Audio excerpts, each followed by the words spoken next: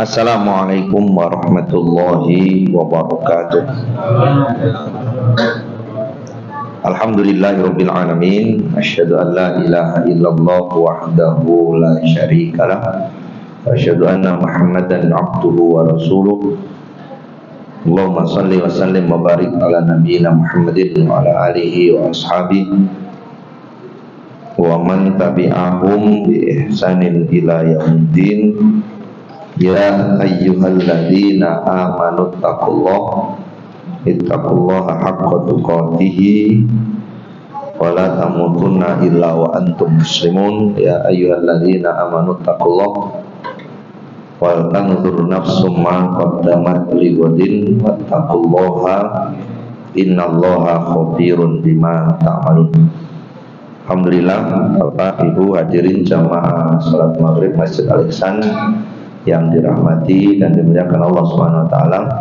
Kita bersyukur pada Allah, mudah-mudahan apa yang kita terima Allah taala jadikan sebagai nikmat dan karunia yang akan semakin meningkatkan iman dan takwa kita kepada Allah Subhanahu wa taala. Iman, yakin, percaya dan takwa adalah bukti bahwa kita melaksanakan perintah dan menjauhi larangan karena keyakinan dan keimanan. Makanya ya ayyuhalladzina amanu, ketika kata-kata iman diseru oleh Allah Subhanahu wa taala, banyak ayat yang akhir ujungnya adalah la'allakum tattaqun, bahwa yakin tidak akan bisa menjadi penyempurna dan tidak akan disebut sebagai kesempurnaan bila tidak ada ketakwaan. Illal ladzina amanu wa amilus sholihat. Maka iman yang dibuktikan dengan amal solih yang didasarkan pada perintah dan menjauhi larangan itu adalah bagian daripada ketakwaan. Salam dan sholat mudah-mudahan Allah dimaturkan kepada Rasulullah sallallahu alaihi wasallam.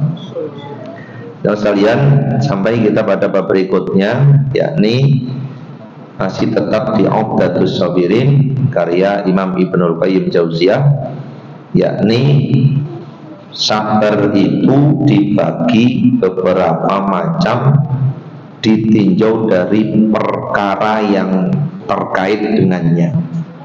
Kalau yang lalu terkait dengan sabar itu dari lemah dan kuatnya pengaruh, baik itu pengaruh fitrah atau pengaruh godaan, baik dari setan ataupun setan sudah menguasai diri seorang manusia. Pada bab ini sabar itu dibagi berdasarkan perkara yang terkait. Imam Ibnu Qayyim membaginya dengan 3 macam. Sabar yang terkait dengannya atau yang terkait dengan perkara, yakni sabar atas perintah. Karena adanya perintah, maka dituntut untuk melakukan dan melaksanakan perintah itu yang berupa ketaatan. Karena adanya perintah, maka bagaimana perintah itu tetap ditaati, dilaksanakan, dan tetap mentaati melaksanakan perintah itu butuh sabar. Jadi tidak ada perintah yang dikerjakan, ketaatan yang terus dilaksanakan tanpa adanya kesabaran. Jadi orang sabar itu bisa jadi disebut karena ia tetap berada dalam ketaatan atau ia terus melaksanakan perintah yang telah ditetapkan. Makanya satu diantaranya adalah Nabi Ibrahim alaihissalam. Contoh dari kesabaran karena taat. Kalau dilihat berat, perintahnya itu berat. Mulai dari memisahkan buah hati untuk dipisahkan jarak antar negeri. Tidak hanya itu, ketika berjumpa dengan sang ayah di usia belia, harus berhadapan dengan sang ayah sendiri, berikut beserta para penguasa yang ternyata menyeru untuk menyembah kepada selain Allah. Perintahnya ya hadapi, perintahnya ya musuhi, bahasanya begitu. Jadi kalau dihadapi maka akan bermusuhan, maka tetap dalam permusuhan terhadap orang yang menyelisihi daripada perintah. Nabi Ibrahim alaihissalam tidak hanya itu pada saat peristiwa Idul Kurban, bukan perkara yang ringan. Perintah yang saat itu ditujukan kepada seorang ayah yang baru merasakan nikmat dan bangganya ketika punya keturunan. Sudah lama belum dapat, sudah lama belum tiba, tapi pada saat tiba sudah saatnya kemudian harapan ini dilimpahkan, sudah saatnya cita-cita ini kemudian diteruskan, ternyata diuji lagi. Dan ujung akhirnya ternyata tidak sampai kemudian Allah menzolimi, Allah mengambil kebaikan dan kebahagiaan yang sudah diberikan kepada hambanya. Allah tidak berbuat zalim kepada hambanya. Bahkan sebelum hamba itu diberikan ujian, maka hamba sudah disiapkan sedemikian rupa untuk bisa menerima ujian. Bahasanya la yukallifullahu nafsan illa wus'aha. Maka sekali lagi kita dituntut untuk bagaimana ketika kita menjalankan ketaatan, maka itu butuh sabar. Kenapa butuh sabar dalam menjalankan ketaatan? Karena ketika kita melaksanakan perintah dan menjalankan ketaatan, ini banyak godaan. Bisa jadi dimusuhi, rasanya gitu.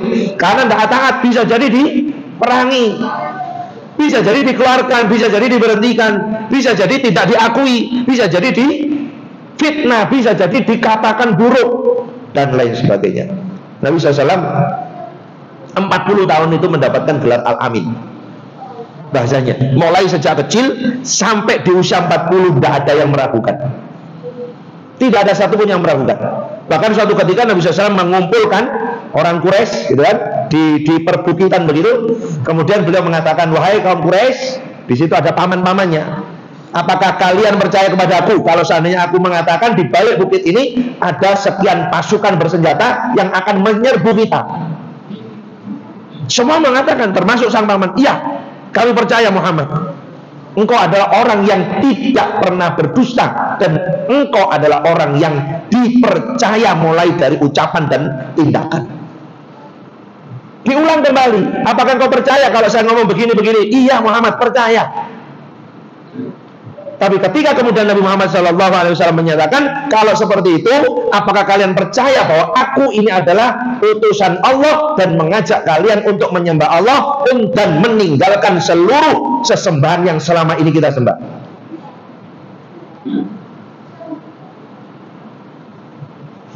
Berdiri ini yang namanya paman Abu Jahal. Ajam al-alihada jama'tana. Hai Muhammad, hai Muhammad, apakah karena ini engkau mengumpulkan kami? Alihada jama'tana, apakah karena ini engkau mengumpulkan kami? Engkau mengatakan ini dan itu, dan kami percaya. Tapi untuk yang satu ini tadi, kami tidak akan pernah mempercayai ucapan itu. Jadi ketika menjalankan perintah, mesti ada tantangan, mesti ada lawan, mesti ada musuh, mesti ada godaan, mesti ada macam-macam di situ. Kira-kira perintahnya tetap enggak? Satu contoh misalnya, kita diperintahkan sholat berjamaah. Kita merasakan bahwa untuk melaksanakan sholat berjamaah ini ternyata nggak gampang, tidak ringan. Apalagi kemudian sholat berjamaah dilaksanakan dengan khusyuk. Itu belum selesai. Khusyuknya karena Allah. Itu berlapis. Kalau kita bisa laksanakan, berarti untuk terus mendapatkan menjalankan perintah ini, maka kita butuh sabar itu. Kadang-kadang saya melaksanakan harus sendirian. Ya apa orang-orang ini katanya ngajak, ternyata nggak ada yang datang. Sudah terucap as-sholatu khairum minan naum. Hujan deras, petir menggelegar. Berangkat apa di rumah? Berangkat apa di rumah? Nyari dalil apa enggak? Kan Nabi pernah sholat di rumah karena hujan. Padahal sholatnya Nabi waktu itu kehujanan apa enggak? Kehujanan. Sholat kita sekarang? Itu. Kan enggak ada penjelasan waktu itu hujan, sekarang enggak. Yang penting kalau hujan boleh sholat. Macam aja. Kadang-kadang tidak dari godaan yang lain, tidak dari eksternal, tidak dari luar tubuh kita. Kita sendiri kadang-kadang. Mohon maaf, ada kota infak lewat. Kira-kira yang terkecil apa yang terbesar? Yang tengah-tengah. Yang paling kenceng, paling baru, apa yang sudah lecek? Itu kendala, itu tantangan yang kemudian kita butuh sabar. Makanya terkait dengan perkara-perkara yang mengikuti, menjalankan perintah dan melakukan ketaatan agar bisa menunaikan dengan sempurna, itu butuh kesabaran. Kalau nggak sabar nggak mungkin. Maka ini yang kemudian bahasa kita, Rabbana afrigh alaina sabro. Ada dua, satu Nabi Musa, satu Panglima Tolut, yang dua-duanya menjalankan perintah. Rabbana afrigh alaina sabr wa tawaffana muslimin. Nabi Musa, Rabbana afrigh alaina sabra wa tsabbit aqdamana wansurna 'alal qaumil kafirin. Pasukan Panglima Tolut yang hendak berhadapan dengan pasukan yang lebih besar, pasukannya Jalut. Gak masuk akal, persepsi kalah karena kekuatan gak berbanding, ya? Maka inilah yang kemudian sabar itu akan menjanjikan pertolongan dari Allah Ta'ala. Kekuatan gak berbanding, secara akal perhitungan kalah banyak, kalah lengkap, kalah kuat, kalah segalanya, tapi hasil akhir menang. Itu yang kemudian harus kita angkat, jangan malah direndahkan. Dari mana perhitungannya bambu sama tank itu bisa menang? Iya kan? Ini bukan hanya sekedar pembahasan, ini harus diungkap terus bahwa itu atas berkat rahmatnya Allah. Itu rahmatnya Allah, itu pertolongan dari Allah. Gak mungkin Allah menolong kalau manusia yang ditolong itu ternyata orang yang berdosa kepada Allah, menjadikan sekutu tandingan bagi Allah. Gak mungkin Allah nolong. Gak mungkin Allah memberikan pertolongan, menurunkan bala tentara kepada seorang yang memusuhi Allah, yang benci kepada Allah. Maka bambu yang lapuk dimakan usia, bambu yang akan hancur dengan hewan pemakannya, itu bisa menang karena Allahu Akbar. Bisa mengalahkan semuanya karena Allahu Akbar. Hari ini mulai rudal, mulai apa lagi? Laser, Pak, laser apa itu ya? Tembak yang itu loh. Ya, semua dikumpulkan, hanya kalah dengan batu. Lawannya ketepuk, lawannya kain. Ternyata benar, dulu si Jalut yang gagah perkasa itu secara tampangnya ternyata mati di tangan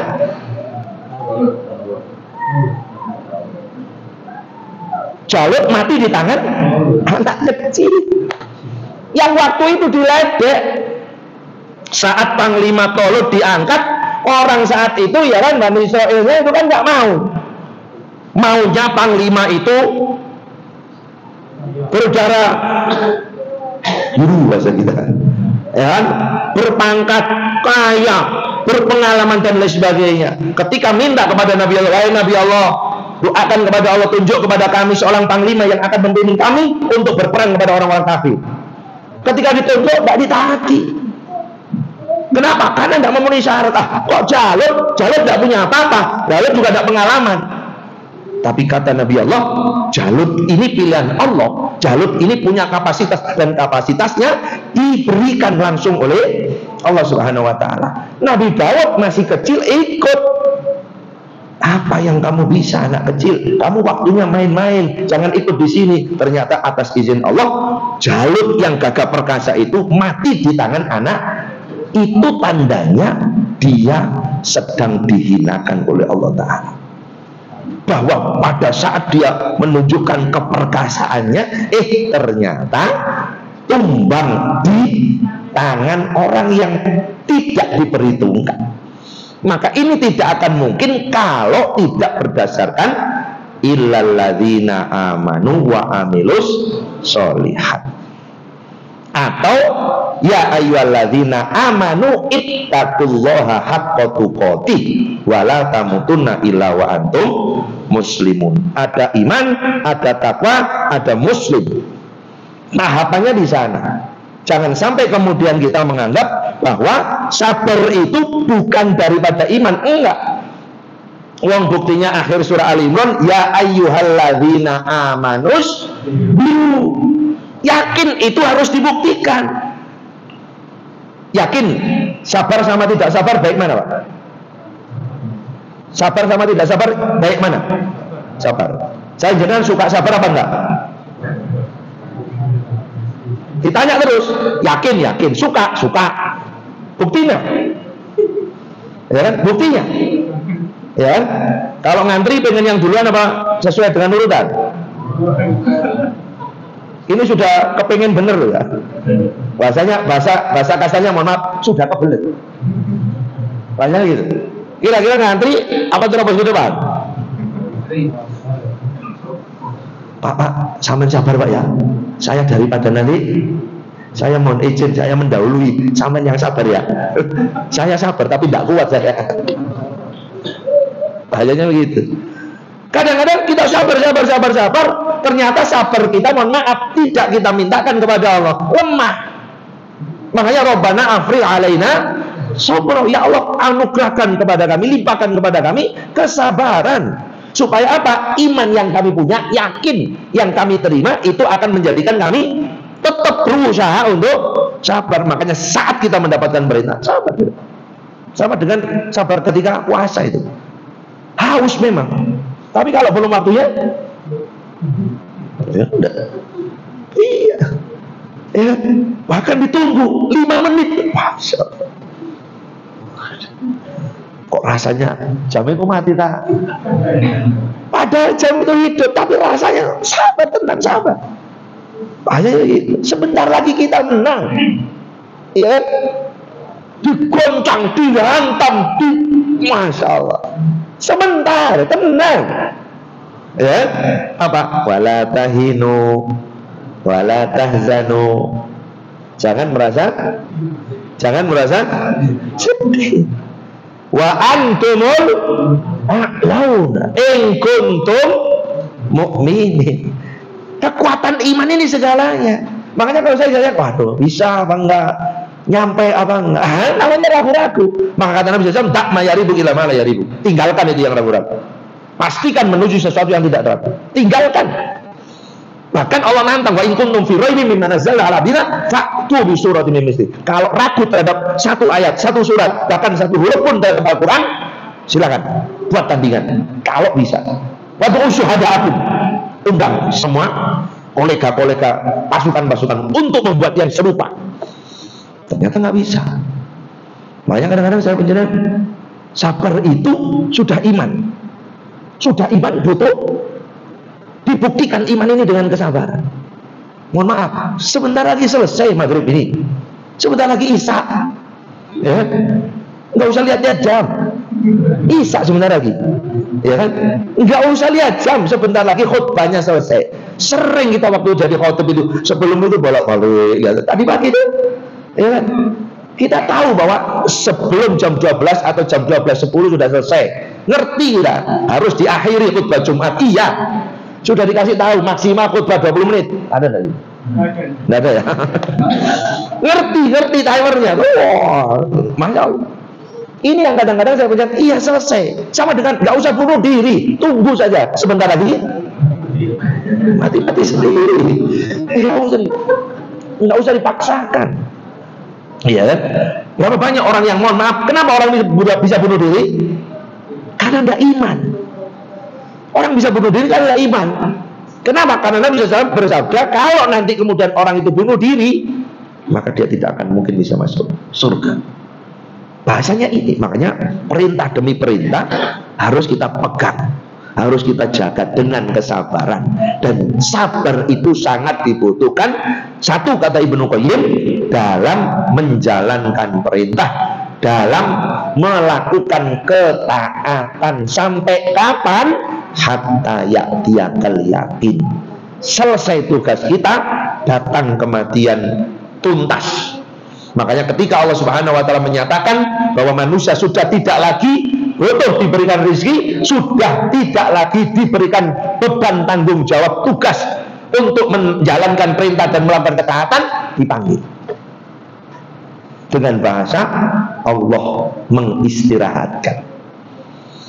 Allah memanggil untuk diistirahatkan dari berbagai macam lika-liku kehidupan yang penuh dengan cobaan.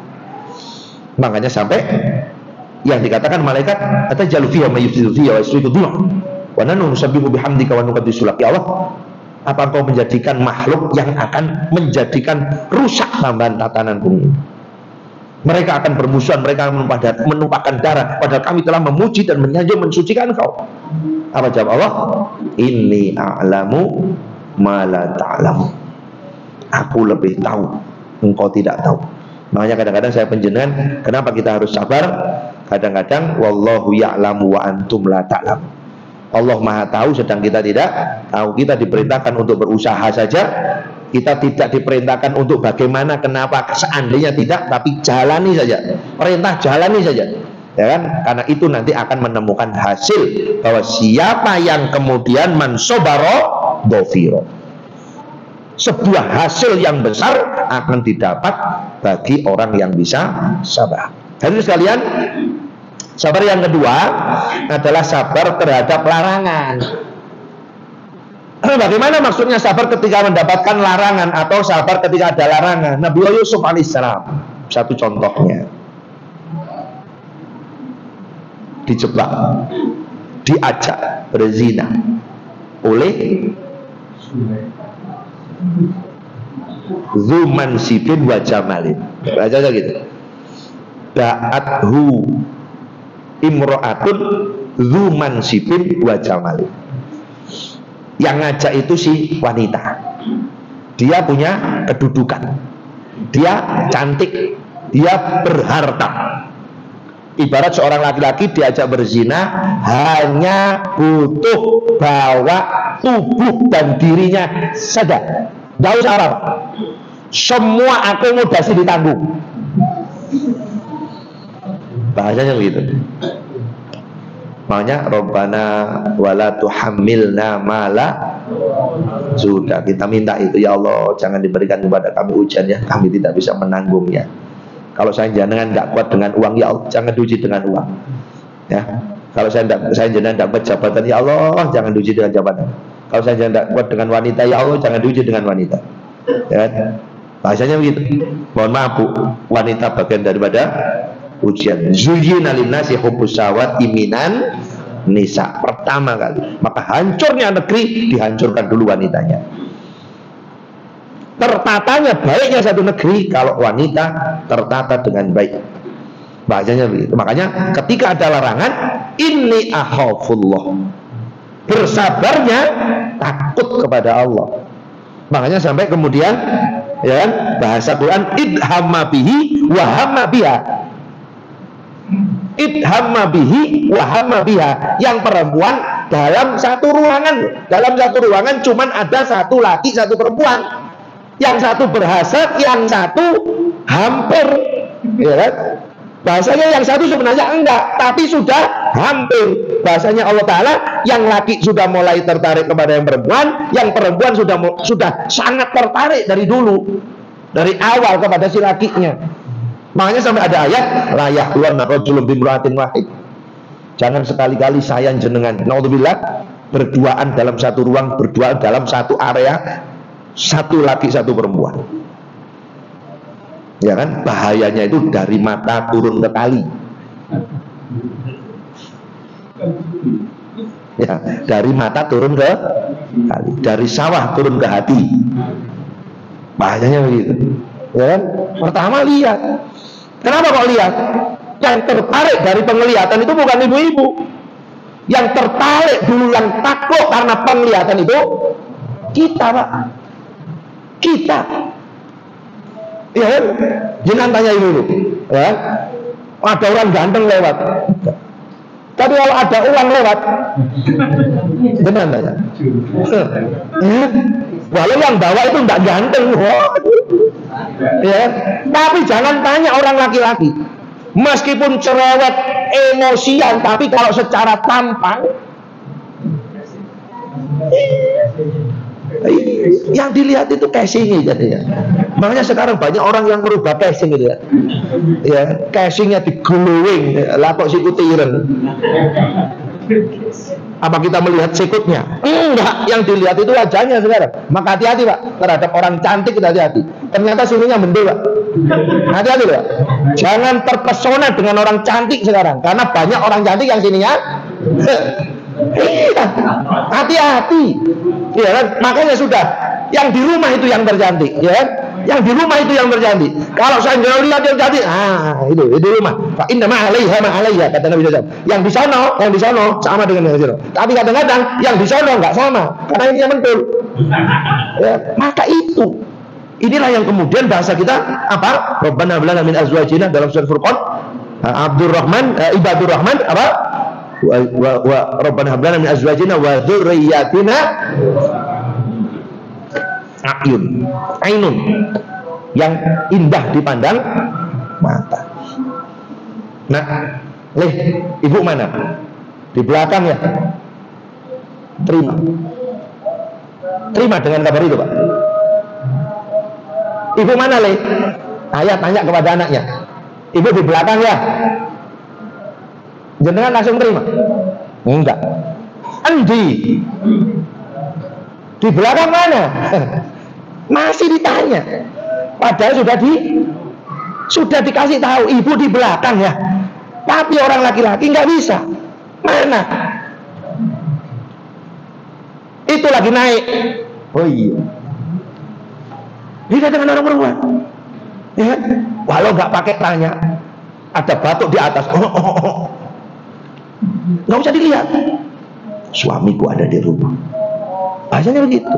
Makanya ketika ini menjadi larangan, jangan. Berapa banyak yang mohon maaf waiting trisno jalaran soko. Iya. Naudzubillah.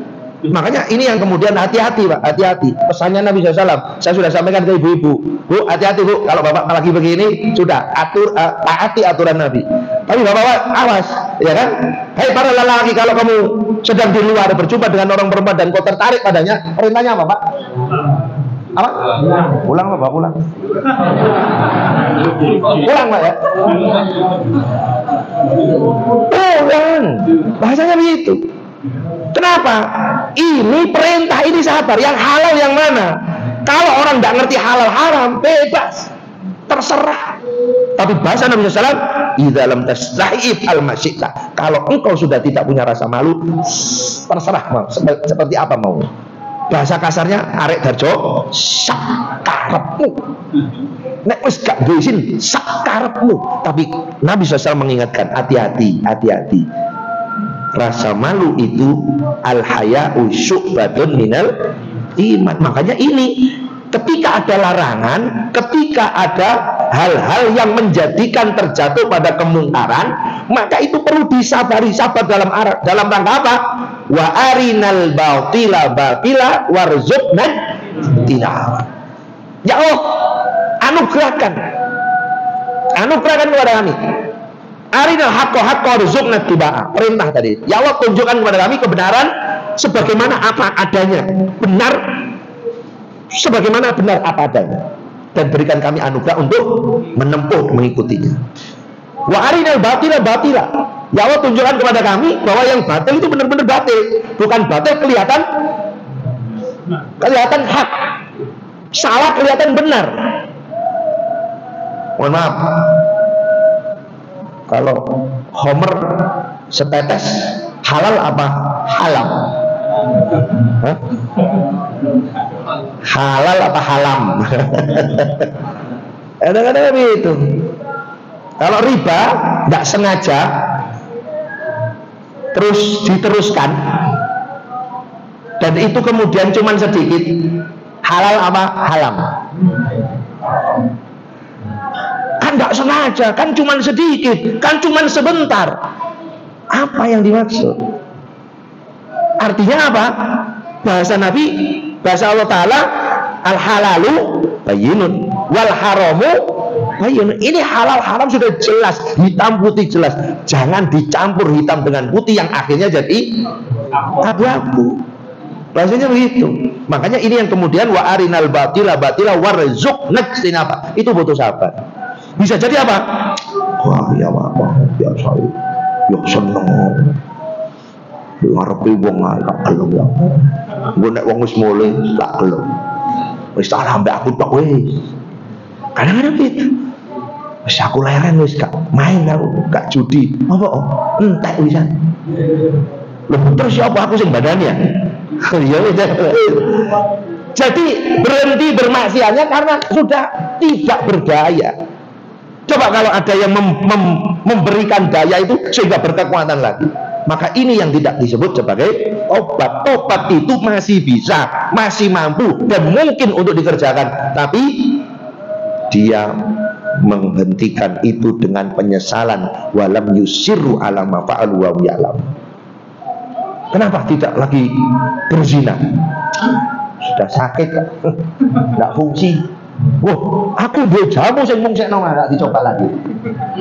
Ya kan? Itu namanya nggak tobat. Tobat itu masih bisa, masih mampu melakukan dosa dan kemaksiatan, tapi dia, dan itu butuh sabar. Dan gejolaknya kadang-kadang kuat. Tinggal sebagaimana materi yang lalu, tinggal kita menguatkan fitrah keimanan sehingga wa amman khofa maqama rabbih wa nahan nafsa anil hawa. Yang kita kuatkan adalah iman dan fitrah dan takwanya sehingga terkendali, bukan hilang, terkendali. Wa nahan nafsa anil hawa, dan siapapun yang bukan menghilangkan hawa nafsunya tapi mengendalikan nafsunya, fa innal jannata hiyal ma'wa, maka surga menjadi tempat kembalinya. Dan sabar yang ketiga menurut Ibnu Qayyim al-Jauziyah, di samping sabar pada perintah, sabar terhadap larangan dan dosa, sabar ketika menerima ketetapan dan takdir. Itu namanya musibah. Asoba yusibu musibah. Asoba yusibu apapun yang terjadi, kejadian apapun.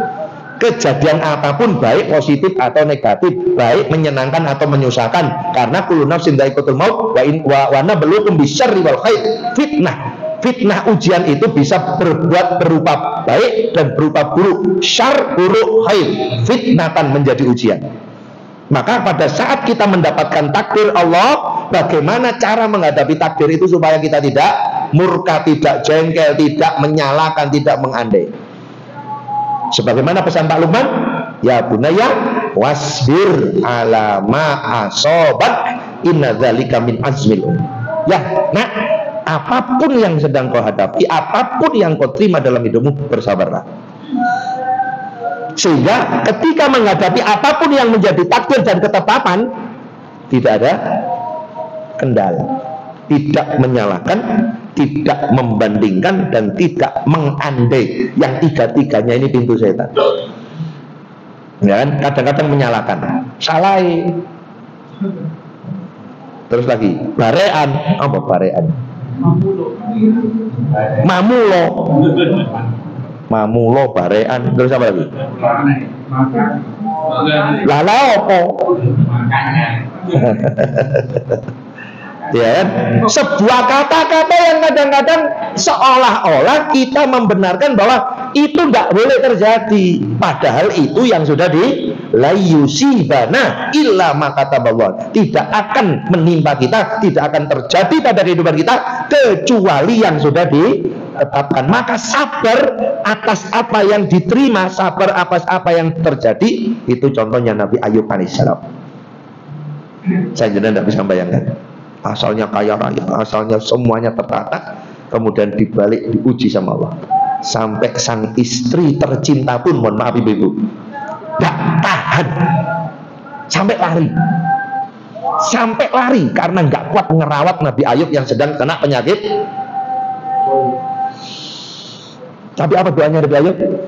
Rabbi anni massaniya dur wa anta arhamur rahimin. Gak ada kata-kata ya Allah sembuhkan, gak ada. Ya Allah saya kena musibah, Engkau maha yang kasih sayang.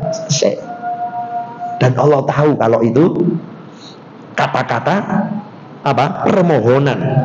Ya Allah Engkau yang maha kuat, maha kuasa, maha besar, kami tidak punya apa-apa. Artinya apa? Berikan kami kekuatan, berikan kami kemampuan, hanya kepada Engkau. Iyaka na'budu wa iyaka nasta'in wasta'inu bisobri wassolah. Sobri wassolah, sabar sholat, sabar sholat. Maka mintalah pertolongan kepada Allah dengan sabar dan sholat. Dan ini yang kemudian dijadikan sebagai sabar yang ketiga oleh Imam Ibnu Qayyim. Apapun yang terjadi, apapun, bisa jadi menurut orang buruk, tapi tidak menurut Allah. Bisa jadi menurut orang baik, tidak menurut Allah. Bila jangan sombong. Alladzi jama'a lahu adalah yahsabu annama lahu ahlada, mengira bahwa dunia dan segalanya bisa menjadikan dia segala-galanya di dunia. Enggak, kallalayum badan nafil. Kalau sudah dilempar ke hutama dia tidak jadi apa-apa. Jamaah sekalian, 3 sabar. Perintah butuh sabar, menjauh dari larangan butuh sabar, kan? Dan apapun yang terjadi butuh sabar. Kalau bapak menjadi orang sabar, ternyata istrinya cerewet, sabar. Sabar niku mono pilihannya panjenengan. Itu gini sampai saiki kok sik cerewet, alhamdulillah. Bahasanya ibu kok dapat suami yang bakhil medit, alhamdulillah. Yaitu pilihannya panjenengan. Diopeni sing apik, di dunia tidak ada apa? Tidak ada tandingannya, ya cuman ada itu toh. Maka inilah yang kemudian sabar ya ayyalladzina amanu sabiru wasobiru wattaqullah. Terakhir, sabar itu jangan diyakini toh orang iman. Sabar itu jangan dikaji toh, tapi wattaqullah, jadikan itu sebagai ketakwaan, laksanakan la'allakum tuflihun, supaya kita menjadi orang beruntung. Beruntung yang terpuncak adalah beruntung masuk surga Allah Subhanahu wa taala. Hari jamaah, mudah-mudahan ini bisa menambah keilmuan kita, menambah kesabaran kita, menambah keimanan dan ketakwaan kita kepada Allah. Dan akhir, mudah-mudahan Allah wafatkan kita dalam keadaan iman dan takwa, dalam keadaan husnul khotimah. Terima kasih, mohon maaf. Subhanakallahumma wa bihamdika asyhadu an la ilaha illa anta astaghfiruka wa atubu ilaik. Walhamdulillahirabbil alamin. Assalamualaikum warahmatullahi wabarakatuh.